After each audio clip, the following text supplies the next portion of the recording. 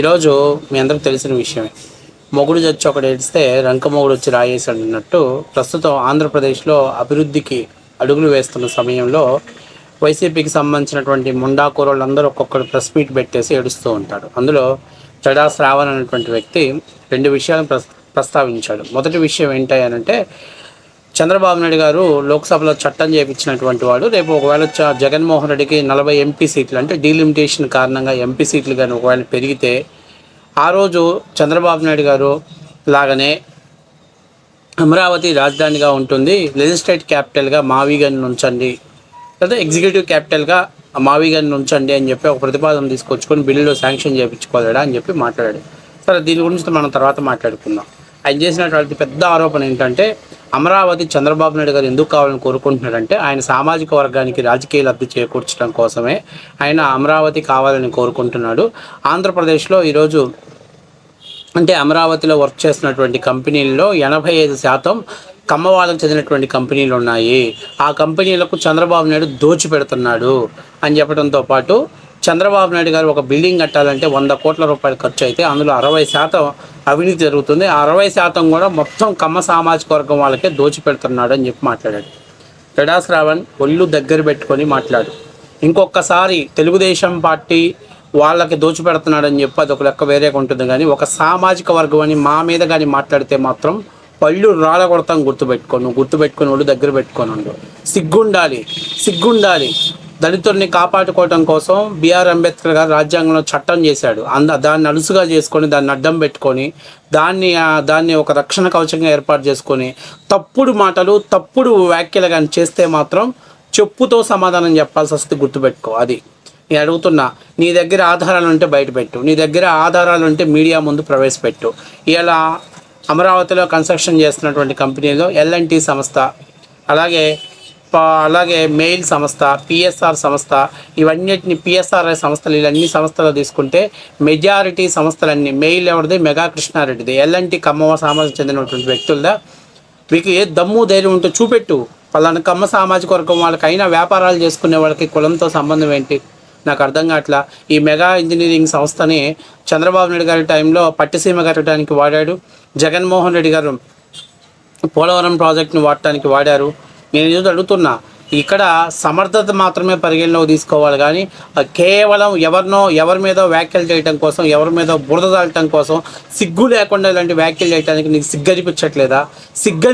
నీకు కొంచెమైనా సిగ్గనిపించట్లేదా అనేటువంటిది ఒకసారి నువ్వు అర్థం చేసుకోవాలి. ఎందుకంటే తెల్లారు లెగిసిన దగ్గర నుంచి ఒక సామాజిక వర్గం మీద పడి ఆ సామాజిక వర్గాన్ని ఏదో బూచిగా చూపించి రాజకీయ లబ్ధి పొందాలని మీలాంటి చెంచాగాళ్ళని జగన్మోహన్ రెడ్డి ఆ సామాజిక వర్గం మీద ఉసిగొలుపుతున్నాడు. ఈరోజు నేను అడుగుతున్నా, ఎల్ఎన్టీ సంస్థలో కమ్మవాడదా? ఎల్లంటే చౌదరి అని అర్థమా? లేకపోతే ఏ అర్థం వచ్చిందని? లేకపోతే మెగా ఇంజనీరింగ్ మెగా కృష్ణారెడ్డి కూడా కమ్మవాడేనా? కులం మార్చుకున్నట్టు ఏమన్నా క్యాస్ట్లు కూడా మార్చుకుంటున్నారా ఏంటి? ఈ మధ్య మార్చుకునే అవకాశం ఉంటుంది, కులాలు మార్చుకునే అవకాశం. కాబట్టి నేను చెప్పేందంటే ఒక సమర్థవంతమైన కంపెనీలకి కాంట్రాక్ట్ ఇచ్చినంత వరకు మాత్రమే చూడాలి తప్పనిచ్చి అక్కడ కమ్మవాళ్ళు ఉన్నారు, కమ్మ వాళ్ళకు దోచిపెట్టాడు. సిగ్గుండాలి. తెల్లారు లెగ్సిన దగ్గర నుంచి మీడియా ముందుకు వచ్చి ఎండాకాలం కూడా కోటు విప్పకుండా ఇలాంటి చెత్త వాగుడు వాగి వెళ్ళిపోవటం అనేది ఒక సహజంగా పెట్టుకుంటూ వచ్చావు. నీ దగ్గర ఆధారాలు ఉంటే చూపెట్టు. కమ్మ వాళ్ళకు దోచిపెట్టినటువంటి ప్రూఫ్స్ నీ దగ్గర ఏమైనా ఉంటే మీడియా ముందు బహిర్గతం చేయి.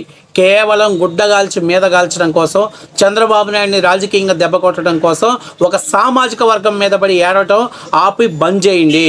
మీకు చేతనైతే, మీలో మగతనం ఉంటే పోయి చంద్రబాబు నాయుడిని ఢీ కొట్టుకోండి, చంద్రబాబు నాయుడుతో రాజకీయంగా పోరాడండి. అంతేగాని ఒక సామాజిక వర్గం మీద పడి ఆ సామాజిక వర్గం వాళ్ళని బూచులుగా చూపించేటువంటి ప్రయత్నం మానుకోకపోతే రానున్న రోజుల్లో నీ సొంత సామాజిక వర్గం నేను చెప్పుతో కొట్టే రోజు దగ్గరలో ఉండేది గుర్తుపెట్టుకో. Be careful. వాళ్ళు దగ్గర పెట్టుకో. ఒక సామాజిక వర్గాన్ని పీరెత్తితే మాత్రం మంచిగా మర్యాదగా ఉండదు. నీ దగ్గర ఏదైనా అవినీతి జరిగినట్టు, ఆ సామాజిక వర్గాన్ని దోచిపెట్టినట్టు నీ దగ్గర ఆధారాలు ఉంటే మీడియా ముఖంగా ప్రవేశపెట్టు. అది నేను చెప్తున్నా ఒక మాట. ఇక రెండవ మాట, మావి గన్ దరిద్రం, రాష్ట్రానికి పట్టిన దరిద్రం. ఈ చంద్రబాబు నాయుడు గారు ముఖ్యమంత్రిగా ఉన్నంత వరకు ఈ కమ్మ సామాజిక వర్గం మీద పడేయడం ఎంత నిజమో, రెండవది చంద్రబాబు నాయుడు గారు ప్రారంభించాడు కాబట్టి అమరావతి అభివృద్ధి చెందకూడదు, అమరావతి నాశనం అయిపోవాలి, అమరావతి నామరూపాలు లేకుండా చేయాలి, ఇదే దానికోసం ప్రత్యామ్నాయం ఈ మావి గన్ తెరపైకి తెచ్చాడు. ఇప్పుడు జడాశ్రావణ్ నేను అడుగుతున్నా, నీకు సిగ్గుశరం ఉంటే గతంలో చంద్రబాబు నాయుడు గారు అమరావతికి ధీటుగా 3 రాజధానుల కాన్సెప్ట్ తెచ్చాడు.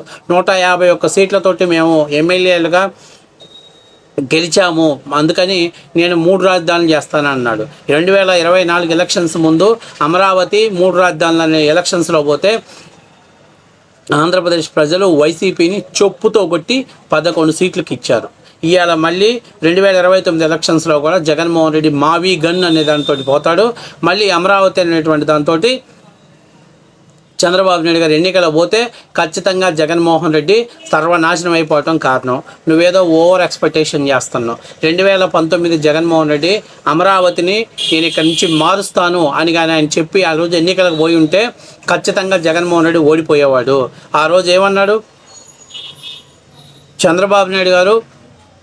కేవలం 5,000 కోట్లే ఖర్చు పెట్టాడు, నేను వస్తే 15,000 కోట్లు ఖర్చు పెడతా, అమరావతిని బ్రహ్మాండంగా డెవలప్ చేస్తా, చంద్రబాబు నాయుడుకి ఇల్లు లేదు, నేను ఇక్కడే ఇల్లు కట్టుకున్నా, నేను ఇక్కడే నివసిస్తున్నా, చంద్రబాబు నాయుడు గారి కంటే ధీటైన రాజధాని కడతాను, మేము రాజధాని మార్చే ప్రసక్తే లేదని చెప్పి ఎన్నికల ముందు చెప్పి ఊరు వాడు అతను చెప్తే నమ్ముతారో నమ్మరని ఆళ్ళ రామకృష్ణారెడ్డిని, ఆర్కే రోజాని, అలాగే ఉమారెడ్డి వెంకటేశ్వర రెడ్డిని అనేక మంది చేత పదే చెప్పించి ప్రజలను నమ్మించి మోసం చేసి ఓట్లు వేయించుకున్నాడు. ఇవాళ జగన్మోహన్ రెడ్డి మావి గన్ను నేను రాజధాని మారుస్తాననేటువంటి మేనేటర్ మీద ఎలక్షన్స్కి బొమ్మండి ఆంధ్రప్రదేశ్ ప్రజలు గొయ్యి తీసి కప్పెట్టడానికి సిద్ధంగా ఉన్నారు. ముందు ఆయన ఎమ్మెల్యేలు ఎంపీలు గెలిస్తే కదా ఆయన కేంద్రంలో చక్రం తిప్పడానికి, ఇక్కడ గెలిస్తే అక్కడ చక్రం తిప్పుతాడు. 2019 ముందు అమరావతి రాజధాని అని చెప్పి ఓట్లు వేయించుకున్నాడు జగన్మోహన్ రెడ్డి. ఆ రోజు 3 రాజధానులు చేస్తా, రాజధాని మారుస్తానని చెప్పి ప్రజల చేత ఓట్లు వేయించుకోవాలి. కాబట్టి ఇవాళ జగన్మోహన్ రెడ్డి గారి దురుద్దేశంలో ఏముంది అనేది రాష్ట్ర ప్రజలకు తెలిసింది. కాబట్టి జగన్మోహన్ రెడ్డి అధికారంలోకి రావటం అనేది కల్లా, ఇక 40 మంది ఎంపీలు గెలవటం అనేది అది అసాధ్యం.